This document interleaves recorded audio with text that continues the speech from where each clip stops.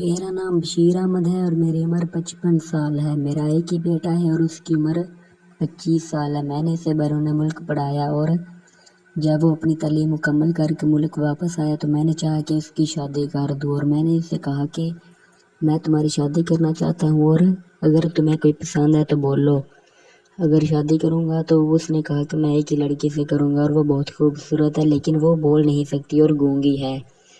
मुझे बहुत परेशानी हुई और मैंने कहा कि मेरा एक ही बेटा है और ये कह रहा है कि गूंगी लड़की से शादी करेगा।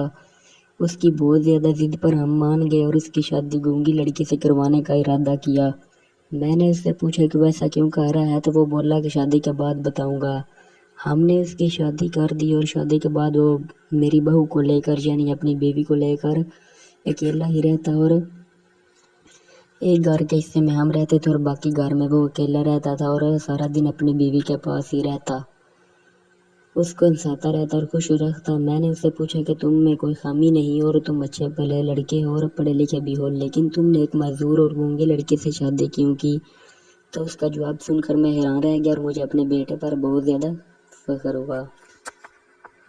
उसने कहा कि अगर हम लोग अमीर घरों के लोग गरीब लड़कियों को शादी करेंगे और उनको अच्छी ज़िंदगी फराहम करेंगे तो वो खुश रहेंगी और हमारी भी इज़्ज़त बढ़ाएंगी और हमारे घर में वो खुश रहेंगी।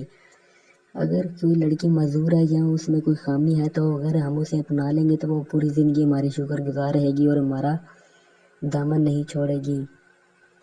अमीर लोगों को गरीब लड़कियों को लाना चाहिए और अगर कोई लड़की गरीबत की वजह से या गरीबी की वजह से शादी नहीं कर पा रही तो अमीर लोगों को चाहिए कि वो उसको अपनाएं और अपने घर लाएं और उसको बहू बनाएं।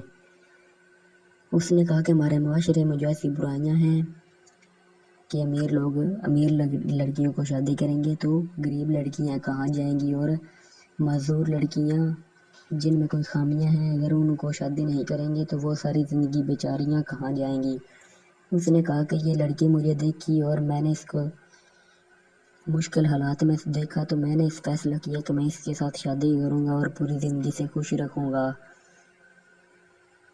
मुझे बहुत खुशी हुई कि मेरे बेटे ने किसी के साथ नेकी की है। उसने कहा कि मेरे किसी के साथ नेकी करनी चाहिए और हमें किसी का बुरा नहीं सोचना चाहिए,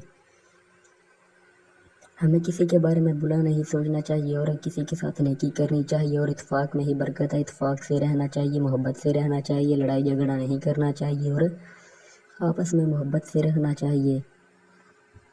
जिसके साथ नेकी कर सकते हो हमें उसके साथ नेकी करनी चाहिए और अमीर गरीब कोई नहीं होता, ये सब तो अल्लाह ताला की मर्ज़ी है। वो जिसे चाहे ज़्यादा अता करे, जिसे चाहे कम अता करे।